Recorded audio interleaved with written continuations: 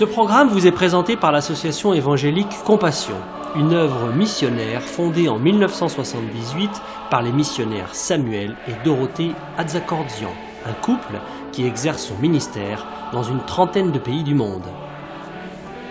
Ils sont évangélistes depuis plus de 40 ans et organisent de grandes campagnes d'évangélisation, des séminaires et conventions chrétiennes très appréciées par tous. L'évangélisation en plein air fait partie du ministère de Samuel Atzakordzian. Il tient aussi des séminaires d'enseignement pour les pasteurs, pendant lesquels il traite d'importants sujets pour leur ministère, tels que les qualifications requises pour servir Dieu, le discernement spirituel, le retour soudain de notre Seigneur et bien d'autres thèmes actuels, une véritable source de bénédiction et d'enrichissement pour eux. Dorothée Atzakordzian est également utilisée par le Seigneur dans les séminaires spécialement organisés pour les épouses des serviteurs de Dieu, ainsi que pour les femmes en général, pendant lesquels elle leur enseigne à grandir dans la connaissance de Dieu, à connaître leur rôle dans le foyer et dans l'Église, et pendant lesquels elle les exhorte à se laisser, elles aussi, utilisées par lui, selon le plan de Dieu pour elles. Les conventions chrétiennes de renouvellement spirituel qu'ils organisent avec leurs collaborateurs depuis de nombreuses années, aussi bien en France qu'ailleurs, sont une véritable bénédiction. De nombreux assistants sont fortifiés dans leur foi et jouissent de la sainte présence de Dieu. De nombreux malades sont alors guéris par le Seigneur et plusieurs personnes ont accepté Jésus-Christ dans leur vie comme Sauveur et Seigneur. Samuel et Dorothée Atzakordzian écrivent aussi des livres et brochures d'approfondissement dans la foi chrétienne. Plusieurs d'entre eux sont traduits en d'autres langues. Le plus connu d'entre eux est « Le pardon, une puissance qui libère ». Ils éditent aussi de nombreuses cassettes, audio, vidéo, des CD et DVD de leurs conventions, séminaires et campagnes d'évangélisation disponibles en tout temps à leur bureau.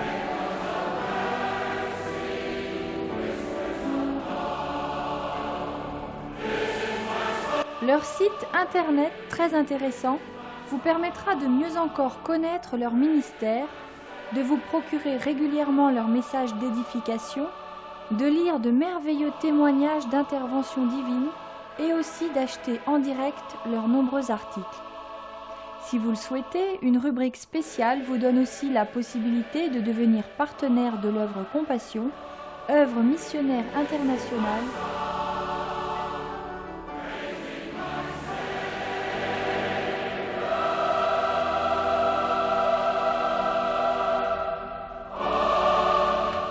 Nous souhaitons maintenant que vous soyez richement bénis par ce programme.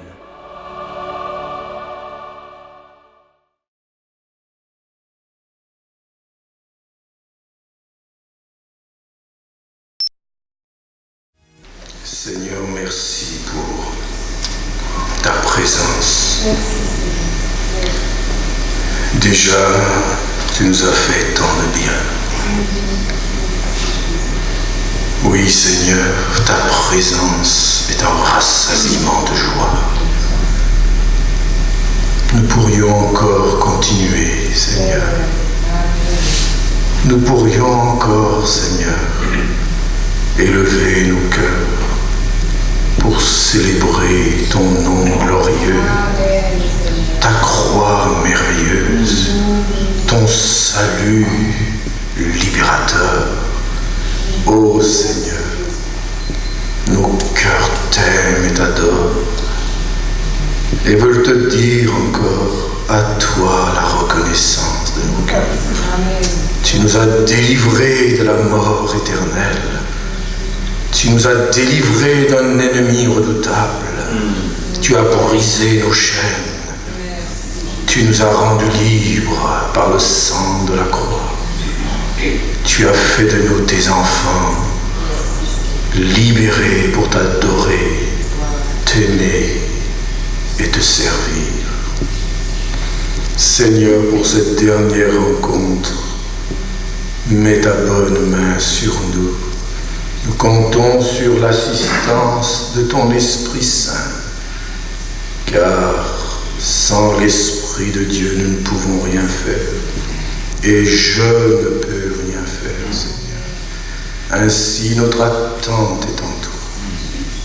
mais trouve surtout, Seigneur, des cœurs obéissants, des cœurs dociles pour obéir lorsque tu nous parles.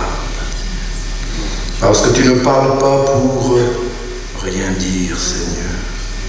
Tu nous parles pour que nous changions et que nous grandissions à ton image. Merci, Seigneur, de toucher nos cœurs encore et de les attirer plus près de toi. Et que tout, Seigneur Jésus, te glorifie dès maintenant et à jamais. Amen. Gloire au Seigneur. Seigneur est là ce soir encore. Il nous fait du bien par sa présence, par son esprit, et il veut aussi nous faire du bien par sa parole. Mon message sera un peu une petite conclusion à tout ce que nous avons dit pendant ces jours ensemble. Et nous allons trouver cette conclusion, puisqu'on a beaucoup médité dans les épîtres de Paul à Timothée. Nous allons voir un dernier passage important que Paul adresse à Timothée dans la 2e épître. Et nous allons voir comment l'apôtre s'adresse à Timothée. Et vous le savez, la 2e lettre à Timothée est la dernière lettre que Paul a écrite. C'est la dernière. Et quand c'est une dernière lettre, quand on parle pour une dernière fois, sachant que lui allait bientôt offrir sa vie en sacrifice, quand c'est la dernière fois qu'on parle à quelqu'un, on ne veut pas perdre son temps à dire des choses inutiles. On veut aller droit au but. On veut dire des choses qui resteront gravées dans les cœurs. Et c'est ce que Paul voulait, graver ses paroles dans le cœur de Timothée afin qu'il puisse, à son tour, glorifier le Seigneur, être un bon serviteur. Lisons dans 2 Timothée 4 ces paroles extraordinaires que nous allons méditer tout à l'heure. Il arrive donc un peu à la conclusion de son épître et il lui dit « Je t'en conjure, devant Dieu et devant Jésus-Christ, qui doit juger les vivants et les morts. Mais au nom de son apparition et de son royaume, prêche la parole. Insiste en toute occasion, favorable ou non. Reprend, censure, exhorte avec toute douceur et en instruisant, car il viendra un temps où les hommes ne supporteront plus la saine doctrine, mais ayant la démangeaison d'entendre des choses agréables, ils se donneront une foule de docteurs, selon leurs propres désirs, détourneront l'oreille de la vérité et se tourneront vers les fables. Mais toi, sois sobre en toutes choses, supporte les souffrances, fais l'œuvre d'un évangéliste, remplis bien ton ministère, car pour moi, je sers déjà de libation, et le moment de mon départ approche. J'ai combattu le bon combat, j'ai achevé la course, j'ai gardé la foi. Désormais, la couronne de justice m'est réservée, Le Seigneur, le juste juge, me la donnera dans ce jour-là, et non seulement à moi, mais encore à tous ceux qui auront aimé son avènement. Amen. Et quelle parole extraordinaire. Nous voyons là vraiment le cœur de l'apôtre qui parle, n'est-ce pas? C'est ce qui est vraiment touchant. Et chaque mot a du poids, a un message.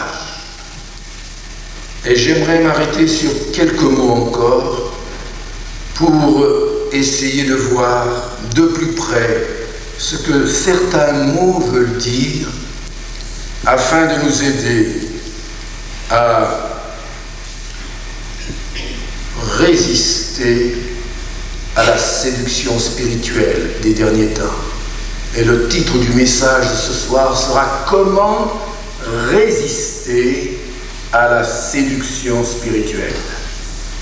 Car lorsqu'on lit toute l'épître et qu'on voit ici que Paul dit « Car les hommes ne supporteront pas la saine doctrine, ayant la démangeaison d'entendre des choses agréables, ils se donneront une foule de docteurs, se détourneront l'oreille de la vérité et se tourneront vers les fables. » Nous voyons donc que dans ces temps de la fin que nous vivons, nous allons encore voir des choses curieuses, bizarres, des choses qui nous éloigneront de Dieu si nous ne prenons pas garde.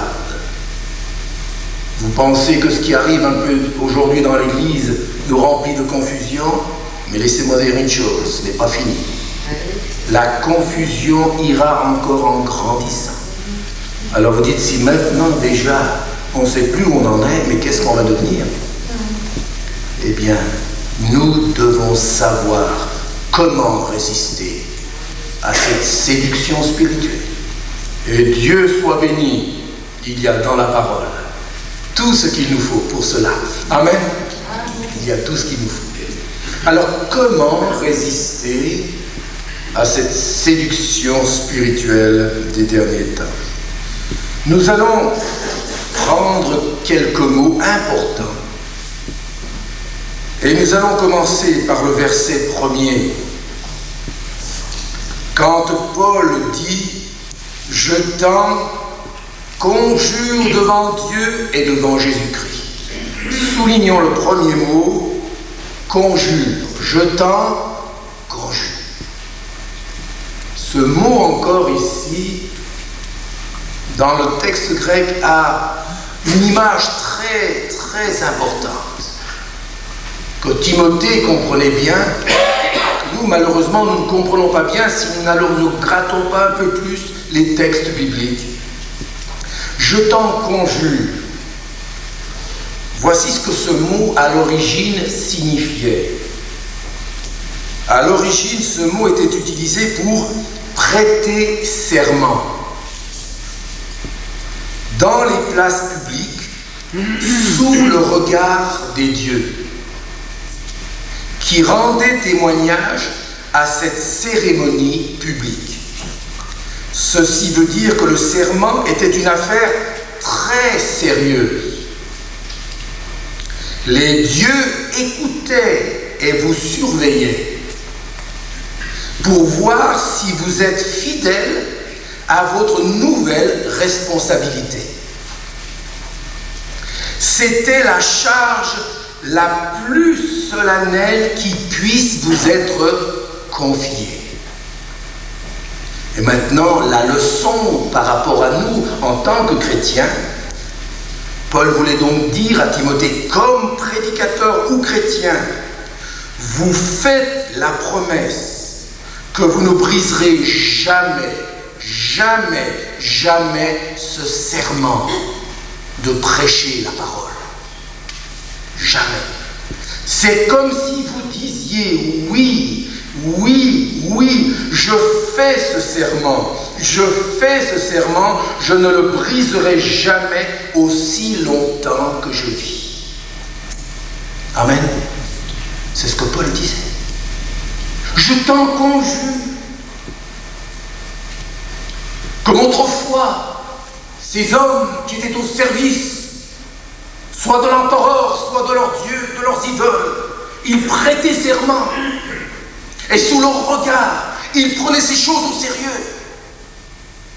D'être fidèles à leur Dieu ou à leur empereur. Nous de même, c'est ce que Paul voulait dire à Timothée. Toi de même, Timothée, sois fidèle à ce serment que nous avons tous fait de prêcher fidèlement sa parole. Amen. Garde ce serment. Jamais ne brise cela. Jamais, jamais, jamais.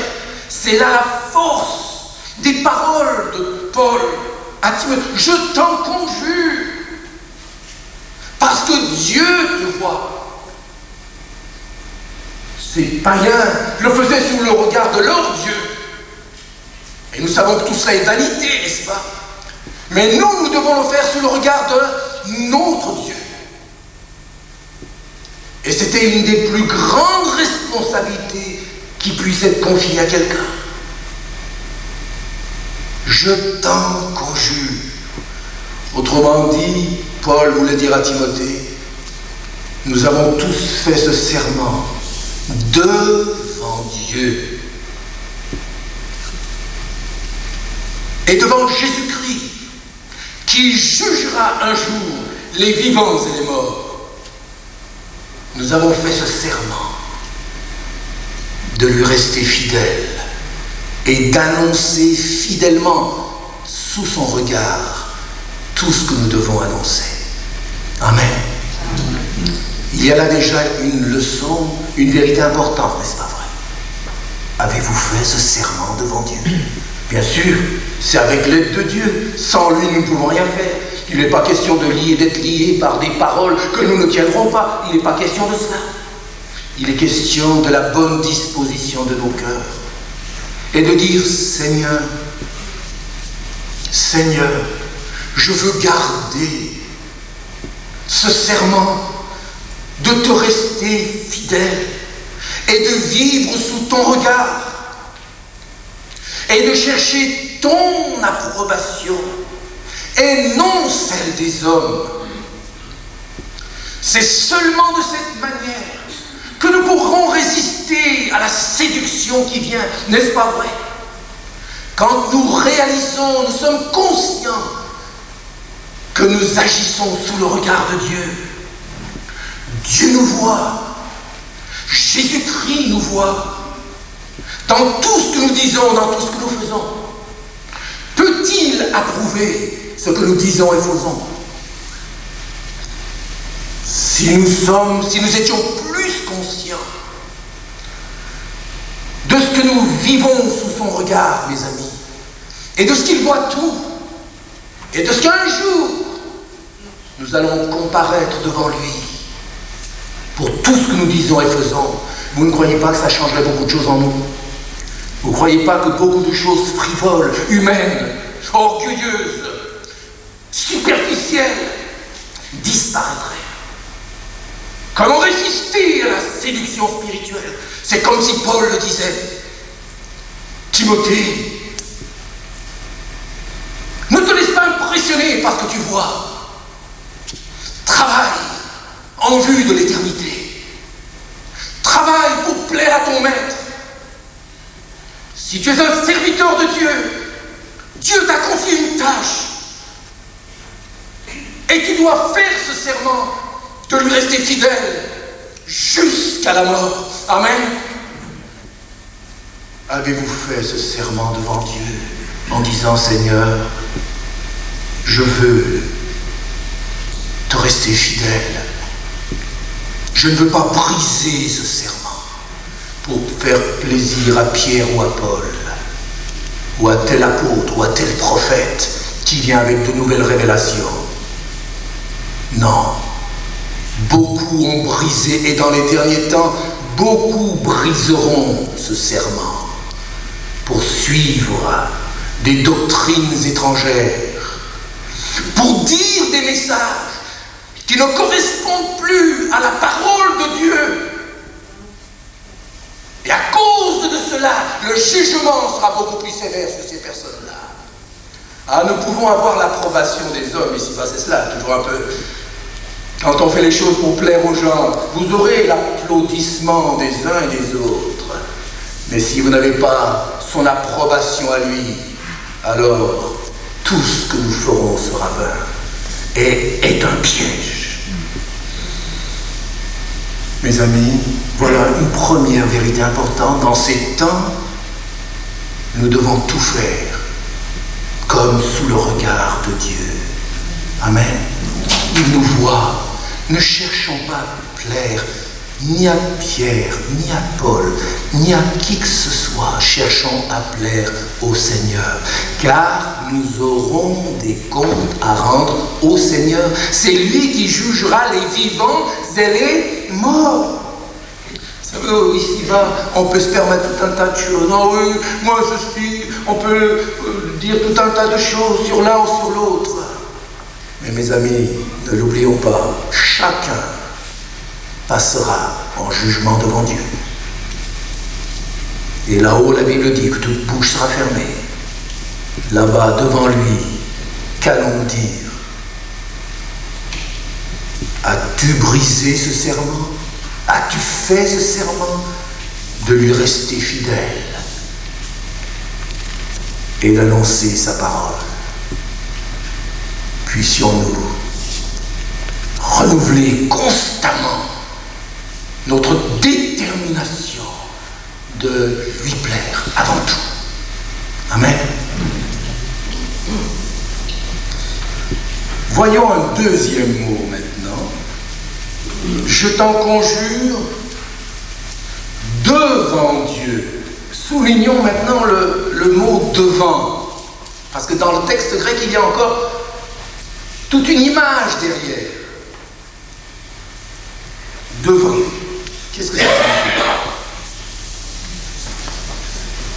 En grec, énopion, je vais marquer ici, signifie sous le regard de quelqu'un d'autre. Une traduction plus littérale serait être entièrement sous le regard de Dieu. L'idée est donc que le serment est fait devant Dieu, afin qu'il puisse vous observer du début à la fin. La pensée générale pour Timothée est celle-ci: fils, tu as intérêt à prendre les choses au sérieux, parce que Dieu lui-même vous observe pendant que vous faites ce serment. Et Dieu veut voir si vous allez être fidèle. Devant Dieu. Être sous le regard de Dieu. Le Seigneur nous donne de toujours être plus conscients de ces choses. Amen. Amen.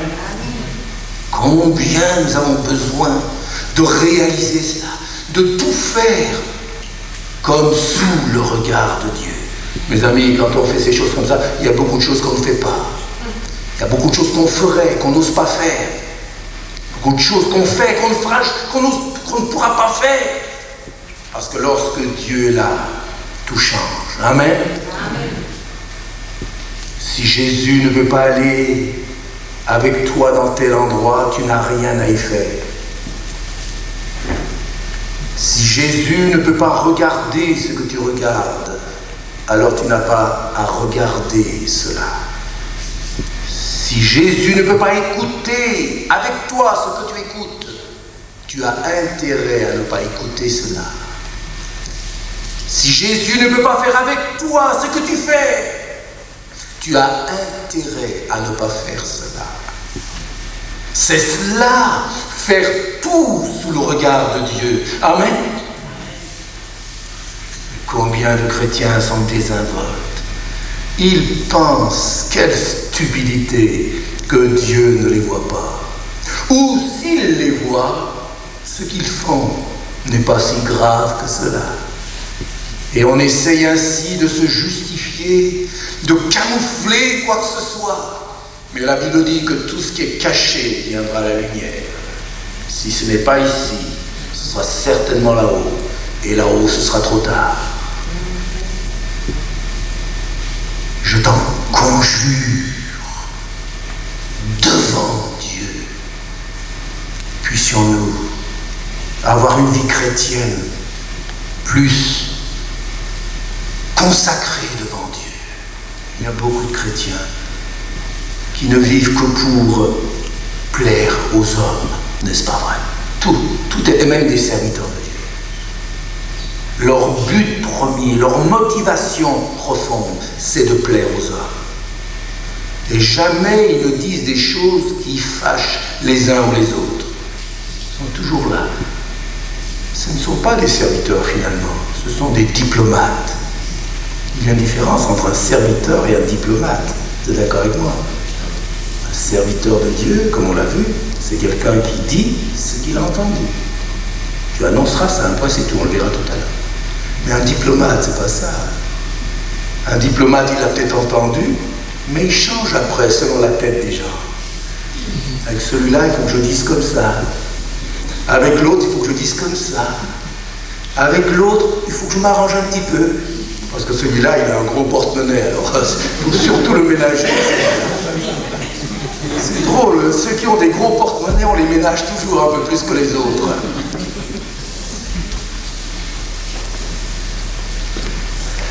Et toute notre vie peut se dérouler ainsi dans la crainte de l'homme pour plaire à l'homme. Que disait Paul? Si je voulais encore plaire aux hommes, je ne serais pas serviteur de Christ, n'est-ce pas vrai? Au plus profond de vous-même, chers amis, posez-vous cette question. Est-ce qu'au plus profond de moi-même, dans tout ce que je fais, je cherche à plaire à qui?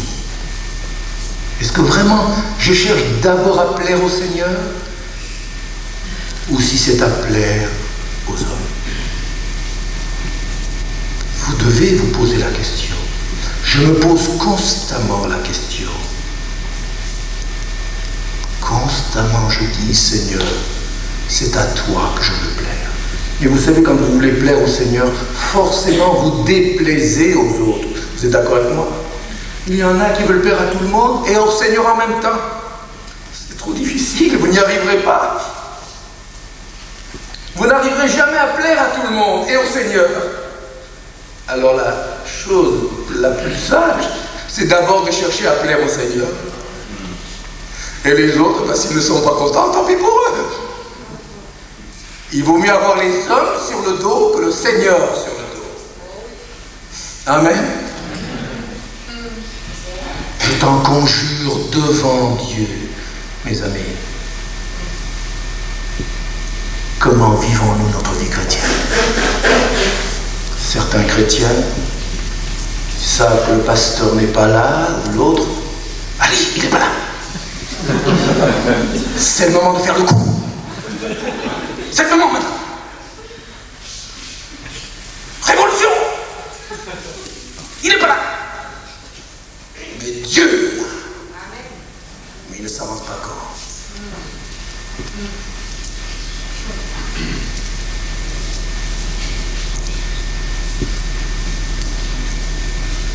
Mes amis, tout change quand nous sommes conscients que nous sommes sous son regard et que c'est à lui qu'on doit plaire avant tout. Amen. Mon frère, ma sœur, est-ce qu'il y a en toi cette crainte de Dieu, de lui plaire lui avant tout, et d'être fidèle? Est-ce là ta profonde motivation? C'est ça le plus important. C'est la crainte de Dieu qui nous libère de la crainte de l'homme. La parole de Dieu dit, la crainte de l'homme tend un piège. Mais celui qui se confie en l'Éternel est protégé. Mais c'est la crainte de l'homme qui tend un piège. Celui que tu crains, c'est justement celui qui te fera trébucher. Celui que tu crains, c'est justement lui qui te fera le plus de mal.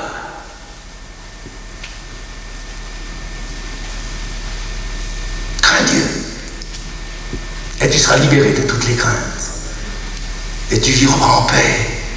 Alléluia. Devant Dieu, mes amis, pas seulement à l'église, devant Dieu. En sortant d'ici, prenant la voiture, en allant à la maison, au travail, devant Dieu. Beaucoup de chrétiens ne sont pas assez conscients de cela. Quand vous les voyez à l'église, on dirait des anges. Quand ils louent, le lot des anges. Quand ils prient, on dirait l'apôtre Paul qui prie. Mais dès que vous les voyez en dehors de l'influence chrétienne, je veux dire en dehors de l'église, au travail, ou dans la rue tout seul, ou à la maison, des petits démons. Des démons. À peine rentrés à la maison, on ferme la porte, et à s'adresse à sa maman. Et à l'église, alléluia. Merveilleux.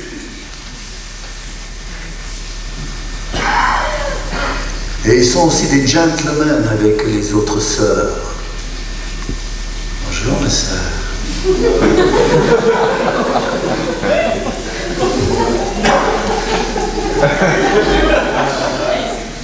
Et tout le monde dit, oh merveilleux ce frère, merveilleux. Arrivé à la maison, sa petite femme. T'es quoi?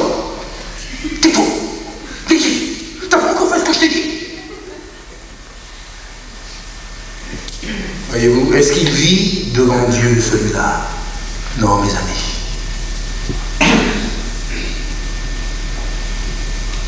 Je t'en conjure devant Dieu.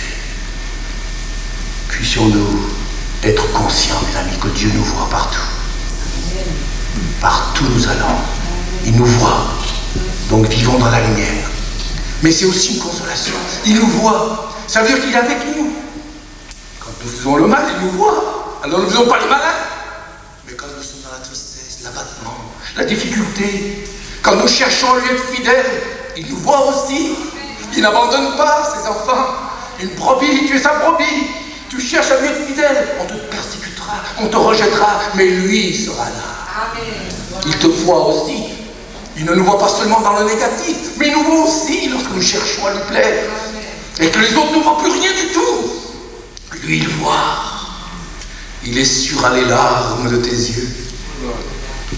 Qu'aucune larme de tes yeux ne sera perdue.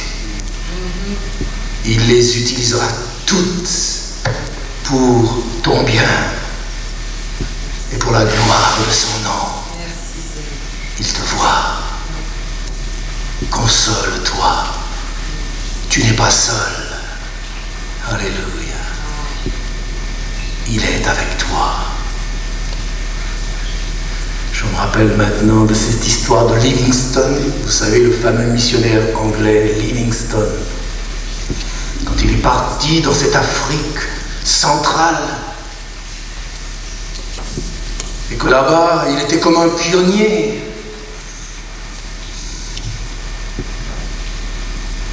Les bêtes sauvages étaient là.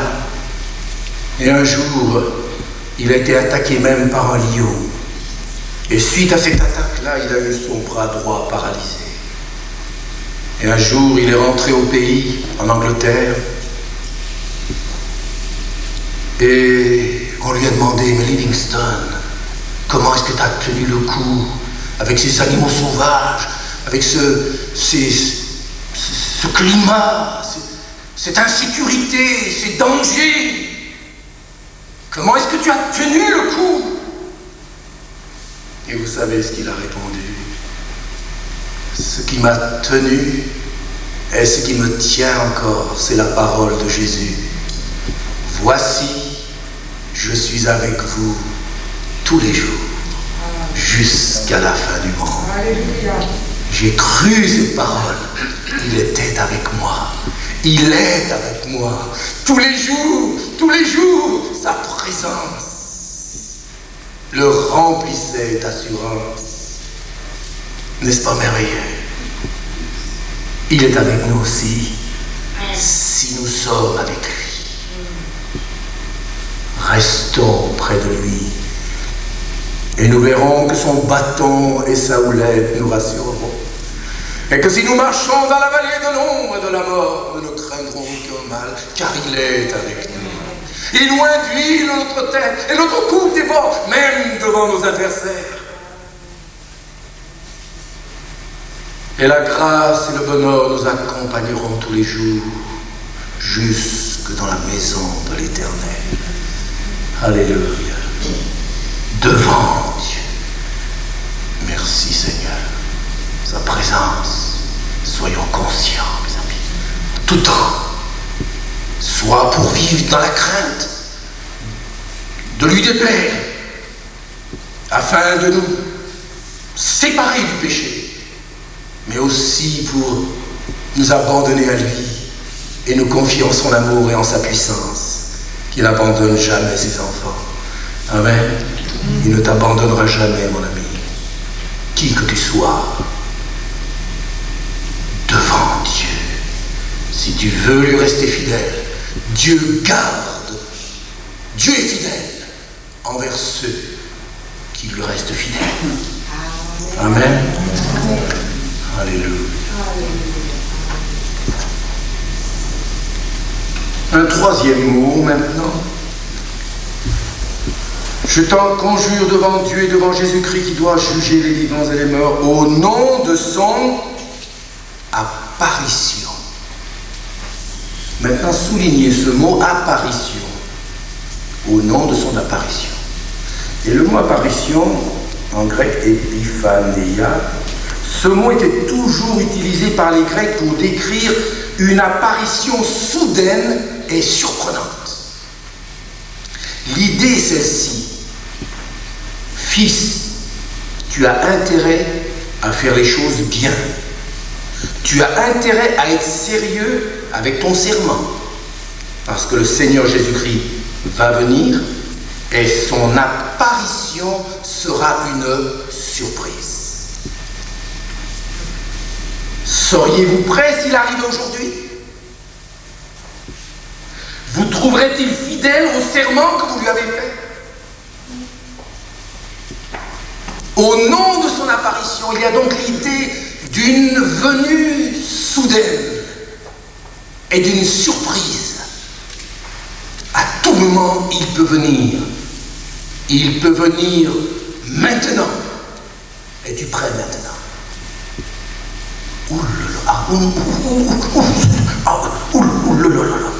S'il vient maintenant, pour certains, s'il venait maintenant, ce serait la catastrophe. Amen. Laissez-moi vous dire, si le Seigneur venait maintenant, beaucoup de chrétiens seraient dans une confusion totale. Et c'est ce que Paul veut dire, au long de son apparition. Qui se fera soudainement? Ce sera une surprise. C'est pas à ce moment-là qu'il faut se préparer. Vous êtes d'accord avec moi? S'il vient par surprise, vous croyez qu'au dernier moment, vous allez vous préparer? Il viendrait comme un voleur dans la nuit, en un clin d'œil. Vous croyez que c'est à ce moment-là?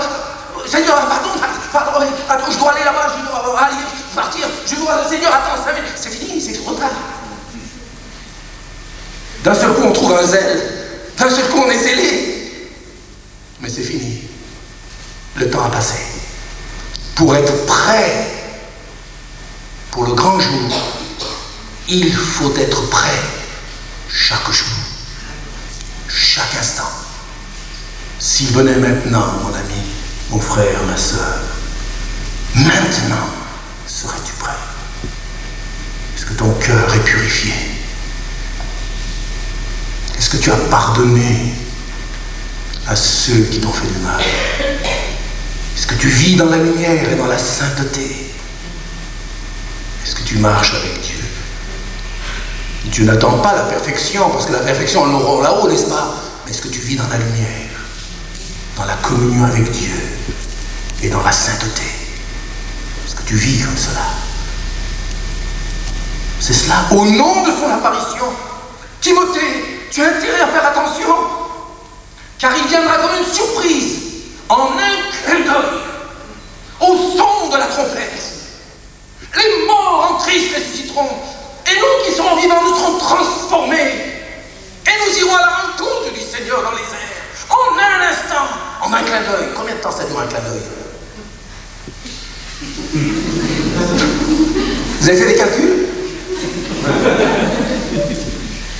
Clin d'œil. On s'aperçoit même pas, d'ailleurs, le clin d'œil, vous êtes d'accord avec moi? On est là, vous m'écoutez, et je vous parle. Combien de fois j'ai fait des clins d'œil sans m'en apercevoir? Et ça veut dire qu'il viendra, on s'en apercevra même pas. Qu'il est là, et que ce sera tellement une surprise. Ça veut dire qu'il ne faut pas attendre. C'est quand Dieu nous parle qu'il faut obéir. Amen. Et ne pas dire plus tard. Le mot du Seigneur, c'est toujours aujourd'hui. Le mot du diable, c'est toujours demain. Si tu es toujours en train de dire, demain, je réglerai ma vie.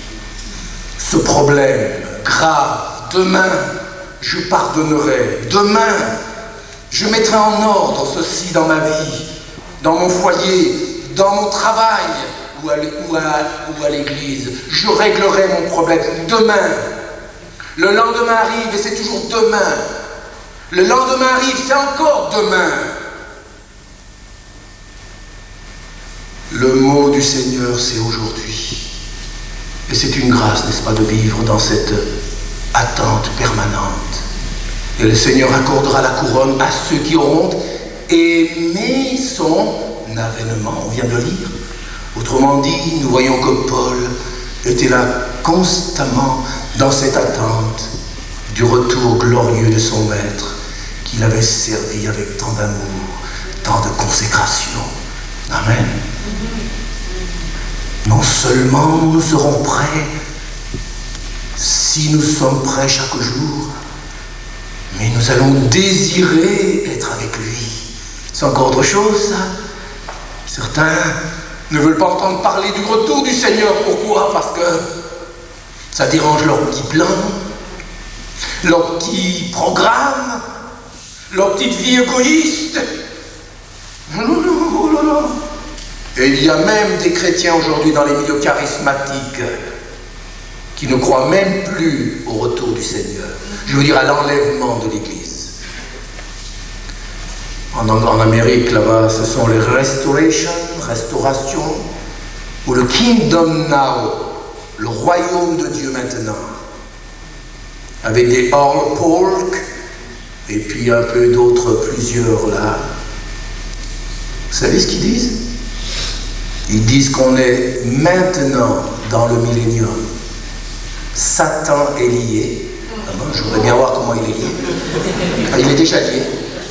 Comme ils sont dans le millénium, Satan est déjà lié.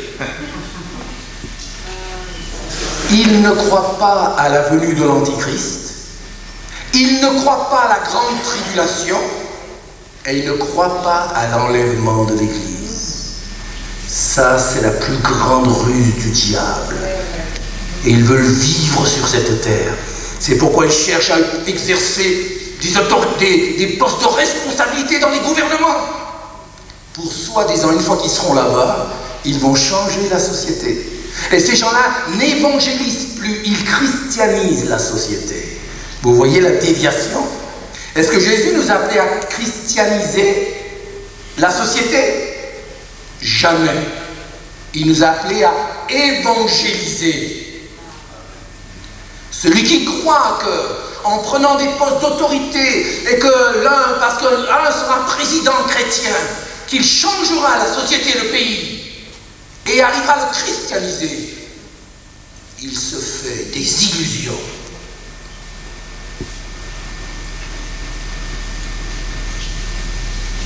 Évangéliser, oui, mes amis, en attendant son retour. C'est pourquoi certains chrétiens, et même dans certaines églises, et certains pasteurs ne parlent plus de l'enlèvement. Ça, c'est une tragédie. C'est une séduction. Parce que si vous ne parlez plus, si vous n'en parlez pas, vous ne l'attendez pas. Et si vous n'en parlez pas, si vous ne l'attendez pas, qu'est-ce que vous allez faire? Vous allez faire autre chose. Vous commencez à vivre sur cette terre comme ceci dit. Vous allez vivre éternellement. Et notre cœur s'attache à ce monde. Et puisqu'il ne vient pas, on peut faire un peu ce qu'on veut aussi. On peut faire ce qu'on veut. Et même si on a quelques péchés comme ça, il ne vient pas. Il n'y a pas de risque. Regardez jusqu'où ça peut aller. Vous voyez combien c'est une séduction? Puisqu'il ne vient pas, alors mangeons et buvons. Il ne vient pas, il n'y a pas de risque. Mais il viendra justement au moment où tu ne l'attends pas. Voilà ce que la parole de Dieu dit. Il viendra à l'improviste, comme un voleur dans la nuit. Que le Seigneur nous donne d'être conscients de ces vérités. Amen. Et de ne pas tomber dans ces fausses doctrines, parce qu'il y en a beaucoup qui prêchent là maintenant.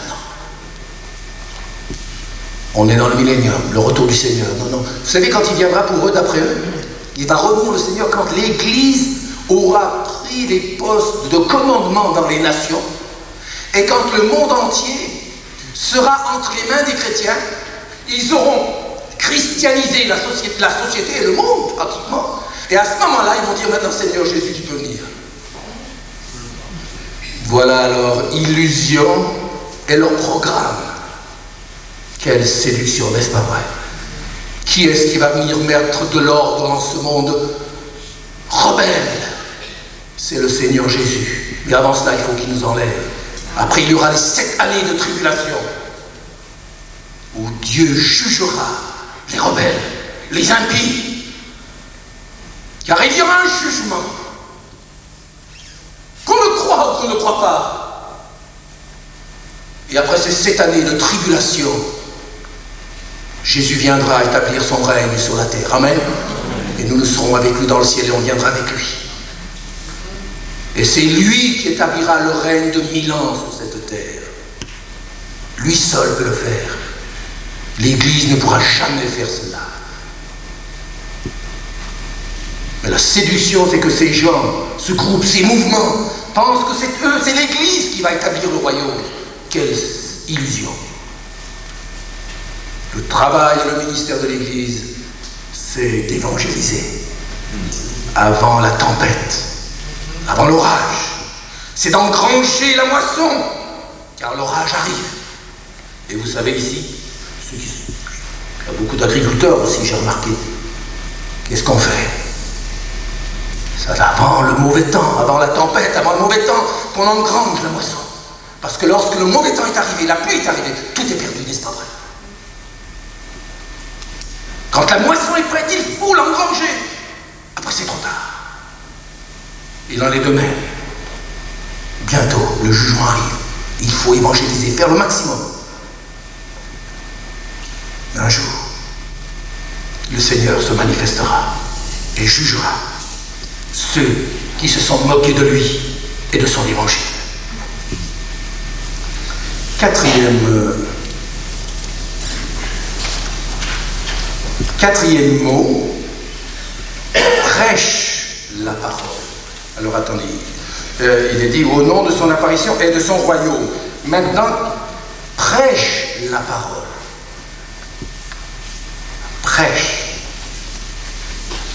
Ce mot-là a aussi un sens très profond qui est celui-ci. Ce mot est puissant et solennel. Et aujourd'hui, quand on entend, avec l'influence un peu du nouvel âge et de ce monde, on ne veut plus de prédication maintenant. On veut des dialogues. Des séminaires où tout le monde parle. N'importe quoi. On raconte des histoires. Mais de prédication, on n'en veut plus. Prédication. Entendre la parole de Dieu. Ça, non, plus d'accord. Nous, on veut dialoguer, on veut discuter. Non. Pas de prédication. Mais Dieu pense autrement. Et pourquoi? Prêche la parole. Ce mot est puissant et solennel. En grec, kéruxon, à l'origine, ce mot grec était utilisé pour décrire l'ambassadeur du roi ou de l'empereur. C'est l'homme qui a accès au trône et qui dit au roi, quel est le message pour le peuple?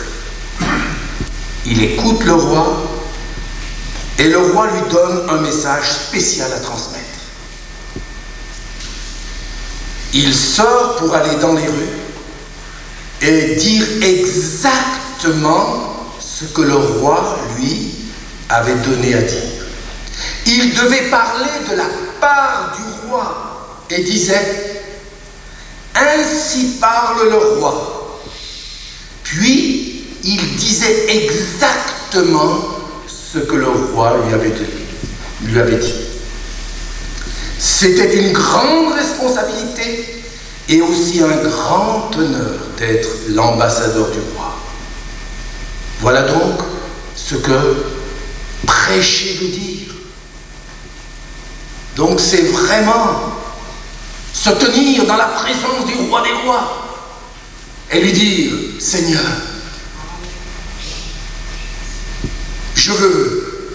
j'ai entendu ta parole. Je veux la communiquer telle qu'elle est. Je ne veux rien ajouter, rien retrancher. Car il fallait que l'ambassadeur dise exactement ce que le roi avait dit. Vous êtes d'accord avec moi? Il ne pouvait pas encore en cours de route, d'accord, oui, d'accord. Et quand il se trouvait devant la foule ou devant le peuple, ah oui, à cause de lui, à cause de ceci. Je suis obligé de changer mon message, Seigneur. C'est-à-dire que ce que tu m'avais donné, je pense, j'ai l'impression que c'est un peu trop fort. C'est un peu dur, Seigneur. Il faut que je tempère un petit peu. Et c'est comme cela qu'on commence à dire ce qu'on veut, on tempère. C'est toujours trop dur, ce que le Seigneur dit, n'est-ce pas vrai? C'est toujours trop dur, et c'est comme ça qu'on tempère le message. Et c'est ainsi que finalement, nous perdons notre autorité, car Dieu ne confirmera que sa parole, et rien d'autre. Voilà pourquoi le Saint-Esprit n'agit pas comme on le voudrait, mes amis. Le Saint-Esprit agit seulement là où la parole est prêchée, fidèlement. Et vous savez, beaucoup de prédicateurs maintenant, la parole, c'est trop fort. La repentance, mais ça se fait plus maintenant. Tu ne vas pas dire à quelqu'un de se repentir et il va faire un traumatisme. J'allais dire crânien. Un traumatisme, faut pas, non. Il risque de faire un complexe de culpabilité toute sa vie. Surtout pas ça. Alors qu'est-ce qu'il faut lui dire? Ah, il faut lui dire qu'il est merveilleux. Le self-esteem, l'amour du moi. Il y a des bouquins, on en a parlé. Hein.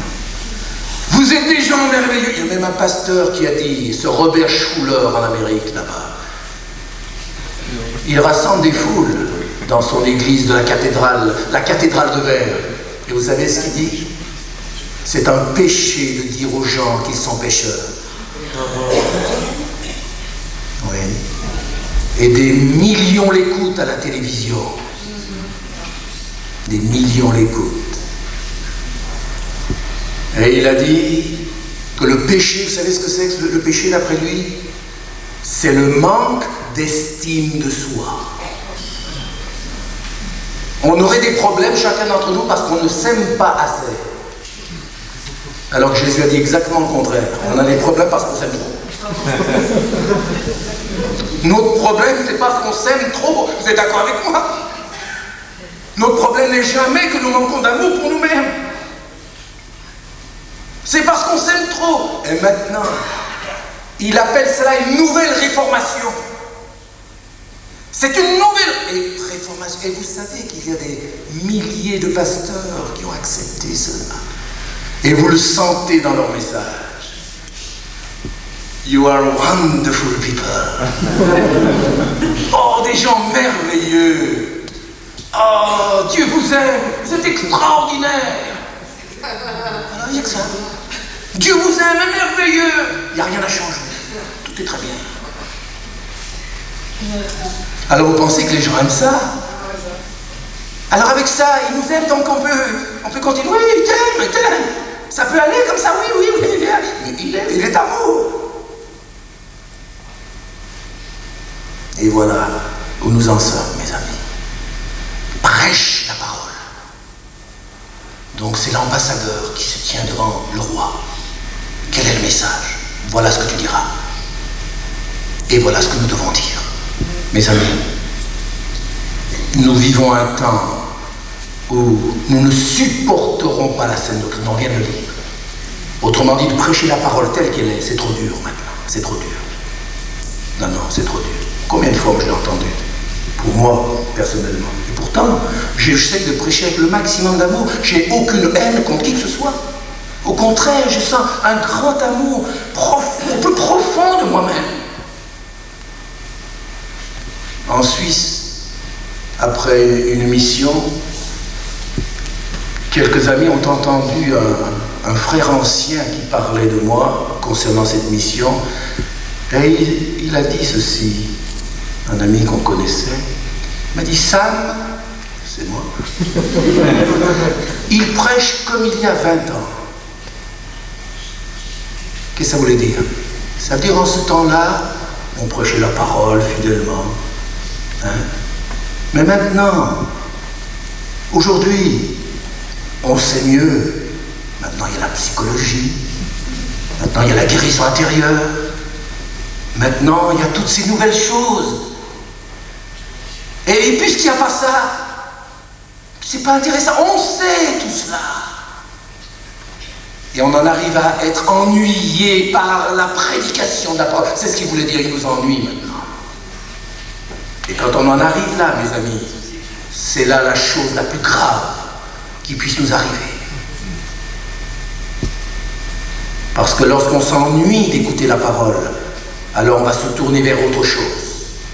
Et c'est ainsi que maintenant nous sommes dans cette confusion totale, dans l'église un peu partout. On accepte ces phénomènes de Toronto, des gens qui font n'importe quoi, qui sortent de l'église en rampant par terre, qui rugissent comme des lions, qui aboient comme des chiens, et ça vient du Saint-Esprit. Mes amis, on est tombé bien bas, vous êtes d'accord? Vous savez ce qui se passe quand on refuse de prêcher la parole, il y a comme un jugement qui vient. Ah, tu ne veux pas croire la parole, tu ne veux pas la prêcher, ben voilà ce que tu vas croire maintenant, et voilà ce que tu vas pratiquer. On ouvre la porte au mensonge et à l'esprit d'égarement. Et Dieu permet cela, parce que c'est comme un jugement qui vient sur nous, et sur le peuple de Dieu, sur ceux qui ne veulent pas être fidèles à la parole, il y a un jugement qui vient. La Bible ne dit-elle pas que le jugement commence par la maison de Dieu? Et tout ce que nous voyons là, avec ces manifestations bizarres et diaboliques ou psychiques, c'est un jugement de Dieu qui vient déjà.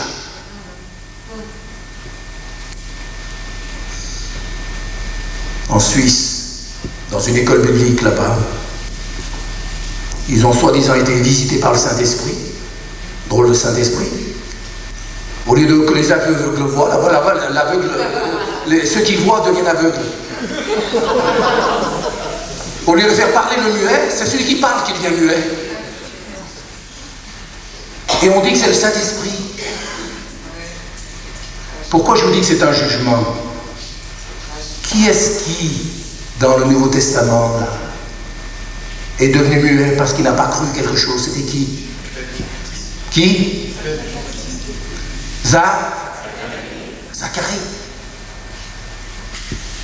Il est devenu muet, pourquoi? Parce qu'il n'a pas cru ce que l'ange lui avait dit. Il est devenu, je vais le dire souvent, il est devenu muet, pourquoi? Parce qu'il n'a pas cru. C'était donc un jugement.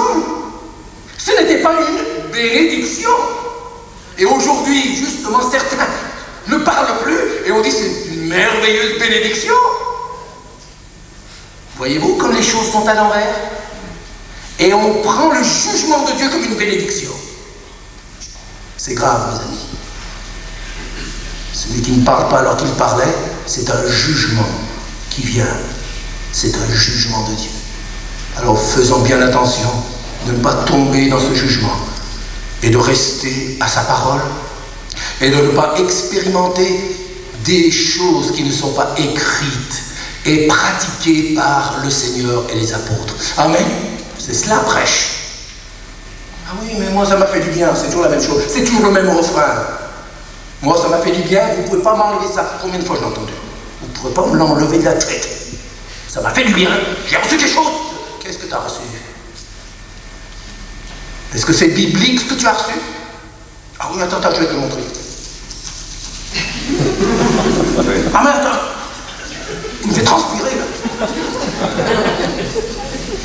Non, on ne va pas dans l'Ancien Testament là, pour prendre un verset. L'Église est fondée sur le Seigneur et sur les apôtres. Amen. Là, l'Ancien Testament n'était que l'ombre des choses à venir. C'est la parole de Dieu, absolument. Mais l'Église est fondée là. C'est là, avec le Seigneur et les apôtres. Si le Seigneur et les apôtres ont enseigné et pratiqué quelque chose, tout à fait d'accord. On peut dire Amen, 100%. Amen. Mais s'ils n'ont pas enseigné et pratiqué, vous avez intérêt à dire non. Parce que vous êtes en train d'annoncer quelque chose que le roi ne nous a jamais dit. Et vous viendrez en jugement pour cela, mes amis. Et si vous conduisez en plus les autres dans quelque chose que le roi n'a jamais dit de dire ou de faire, je ne voudrais pas être à votre place au jour du jugement. Je ne voudrais pas être à votre place. Et moi, je ne veux pas passer un mauvais quart d'heure là-haut. Moi-même, et aussi parce que j'ai enseigné des choses qui n'étaient pas selon Dieu et selon sa parole aux autres. Mes amis, ceux qui prêchent auront une plus grande responsabilité devant Dieu. Et les chrétiens aussi, qui font n'importe quoi, qui courent n'importe où, et qui ne peuvent pas justifier dans la Bible, et surtout avec le Seigneur et les enseignements des apôtres, ce qu'ils ont vécu. Ah oui, moi j'ai vécu, ça m'a fait du bien. D'abord j'ai été guéri. Ah, j'aime plus le Seigneur. J'aime plus la Bible. Ah oui, t'aimes plus la Bible. Et montre-moi dans la Bible, justement. Où se trouve cette expérience? Ah mais... il n'y a rien du tout. Mes amis, prêche. Ça veut dire, nous devons transmettre le message comme il est écrit. Si nous ajoutons quelque chose, si nous retranchons quelque chose, attention, nous ne pouvons pas jouer avec ces choses-là. Allons un peu plus loin. Bon, j'arrive au bout, maintenant je vais conclure. Maintenant, on en est au 5e point. 5e point. Nous allons rester, parce qu'il y a une pensée importante maintenant, nous allons rester sur l'expression « prêche la parole ». Soulignez maintenant « prêche la parole ». Et dans le texte grec, il y a là une vérité importante que nous avons absolument besoin de savoir. 5e point, prêche la parole. Et dans le texte grec, dans le grec, la phrase est répétitive. Ça veut dire quoi? Dans le texte grec, la phrase est répétitive. Ça veut dire prêche la parole. Prêche-la, prêche-la, prêche-la, prêche-la, prêche-la, prêche. Car il viendra un temps où les gens ne supporteront plus cette doctrine. Prêche, prêche. Qu'est-ce qu'il faut faire quand il n'écoute plus? Prêche encore plus. Qu'est-ce qu'il faut faire quand il n'écoute pas? Encore plus, prêche, prêche. Mais quand il n'écoute plus du tout, prêche, prêche. Mais il n'écoute plus, prêche, prêche, prêche, prêche. C'est le sens qui est donné ici. Prêche, prêche la parole. Mes amis, ne nous lassons plus de cette parole. Amen. Le roi des rois nous a donné cet ordre, que personne ne nous arrête. Et c'est comme cela que nous pourrons faire face à la séduction qui vient. Car c'est seulement sa parole qui éclaire les consciences et les cœurs. Beaucoup de gens sont captifs dans leurs pensées. Et il n'y a que la prédication de la parole qui les sortira de cette captivité. Prêche la parole. Prêche, prêche, prêche, mon frère, ma soeur. Que tu sois prédicateur, prêche. Que tu sois un témoin, un chrétien, prêche. N'aie pas honte de cette parole. Prêche, c'est la seule solution, c'est la chose la plus importante aux yeux de Dieu. 6e, je vais terminer maintenant. Il est dit prêche la parole, et ensuite qu'est-ce que vous avez comme verbe? Insiste en toute occasion. Soulignez bien maintenant insiste. Et j'ai noté ici, c'est un terme militaire qui veut dire reste à ton poste. Insiste. Ça veut dire reste à ton poste. C'est pas le moment de fuir. c'est pas le moment de prendre la fuite. Sois fidèle à ton poste. Les jours seront difficiles. On ne t'écoutera pas, on se moquera de toi, on ne supportera plus. On voudra entendre des choses agréables. Toi, prêche, cherche pas à chatouiller les oreilles des gens. Cherche pas à leur plaire. Reste à ton poste. Insiste. Reste à ton poste. Le diable voudrait bien te faire partir. Ne fuis pas. Prêche au contraire. Sois fidèle à ton poste. La chose la plus terrible qui puisse arriver à une sentinelle, c'est de quitter son poste, n'est-ce pas vrai? Pour ceux qui ont fait l'armée, c'est la chose la plus grave. Quand on vous dit tu gardes ce lieu, cet endroit, toute la nuit, c'est toi qui vas veiller. Et qu'on arrive à 2h du matin, il n'y a plus personne. Mais je ne voudrais pas être à ta place après. Tu sais qu'ils sont tous à tes trousses. Tu es un déserteur. On t'a confié quelque chose. Tu as fui, tu as déserté, c'est très grave. Et c'est très grave. Si c'est grave devant les hommes, à combien plus forte raison c'est grave devant Dieu. Amen. Combien il y a de déserteurs aujourd'hui. Ah, la nuit arrive. Oh non, mais c'est trop nuit, j'ai vu une ombre. Oh, ça bougeait. Oh.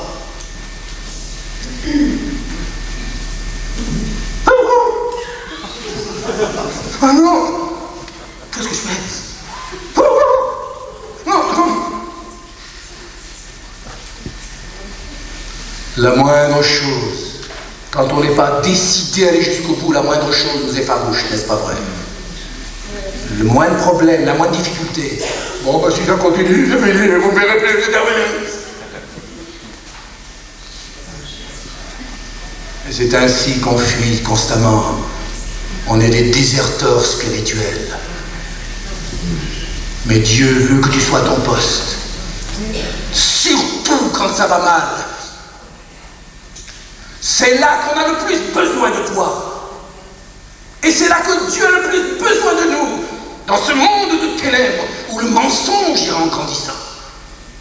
Il a besoin de sentinelles qui restent à leur poste. Ta lumière peut-être est petite. Tu as une petite lumière. Mais sois fidèle à cette petite lumière que Dieu t'a donnée. C'est comme une petite bougie, ne l'éteins pas. C'est peut-être comme un lumignon qui fume. Mais garde cette lumière. Reste à ton poste. Et le Seigneur te dira, cela va bien. Bon et fidèle, sentinelle, serviteur. Entre dans la joie de ton maître. Amen. Moi je voudrais tant que le Seigneur me dise ça. Et rien d'autre.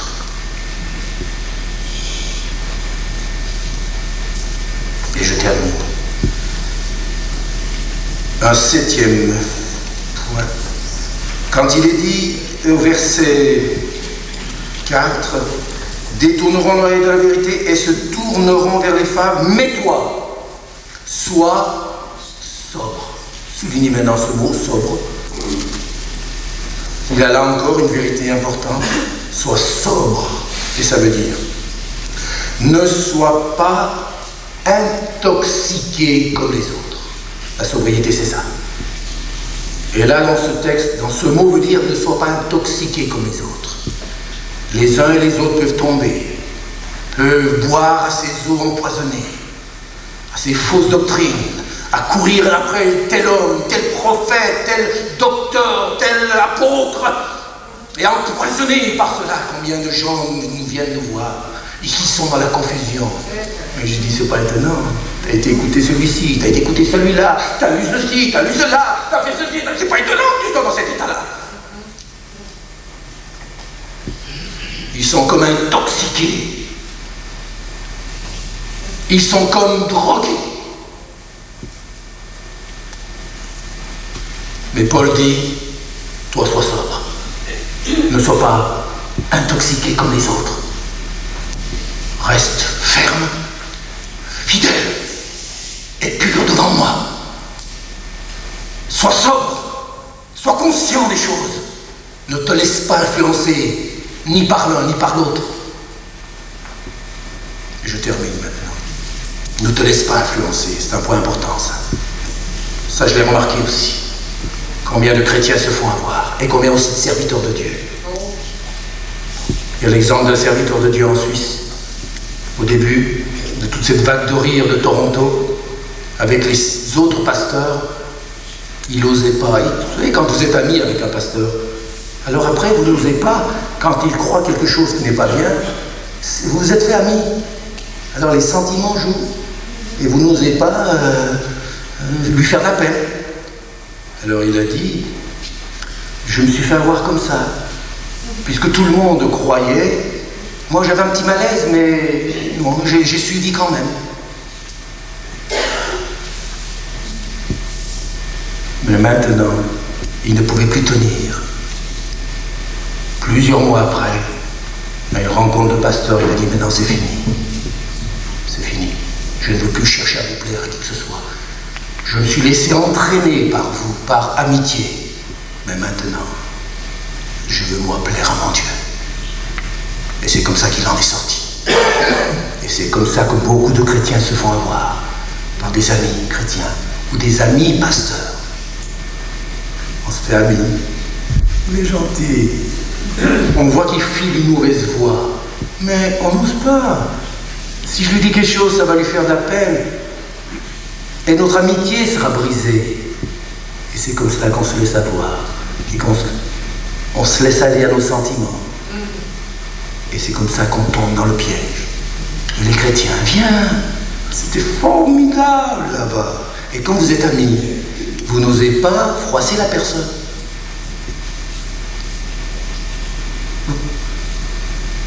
Viens. Viens. Tu verras, formidable. Et on y va pour faire plaisir. Et c'est comme ça qu'on tombe dans le panneau. Mes amis, à qui devons-nous faire plaisir? Au Seigneur avant tout. Amen. Ce sera ta sécurité et ta protection. Fais bien attention à tes sentiments. Ne te laisse pas influencer par des amis, même chrétiens ou pasteurs. Ne te fais pas trop ami avec des gens qui croient à des fausses doctrines. Dis-leur que tu n'es pas d'accord, et s'ils ne sont pas d'accord, tu t'éloignes d'eux. La Bible dit de s'éloigner de ceux qui prêchent des fausses doctrines. C'est ton rôle. Dis-le et ensuite éloigne-toi. Mais ne pense pas que toi, tu pourras le changer. Tu n'y arriveras jamais. Ce qui se passe, c'est que c'est toi qui tomberas dans le panneau. Alors attention à cette sentimentalité. On y va pour faire plaisir et pour ne pas blesser l'autre. Mais c'est comme cela que le diable utilise nos sentiments. Et des amis aussi, instables, qui vont goûter à n'importe quoi et qui vont boire à toutes les eaux empoisonnées. Si l'autre boit de l'eau empoisonnée, tu vas boire aussi avec lui.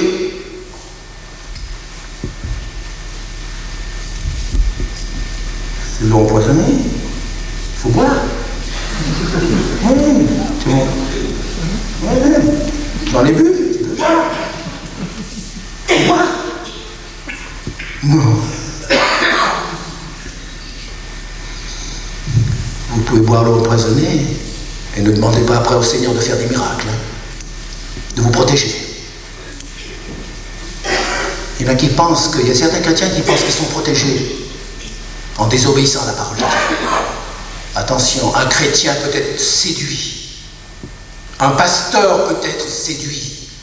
Non, les chrétiens ne peuvent pas être séduits.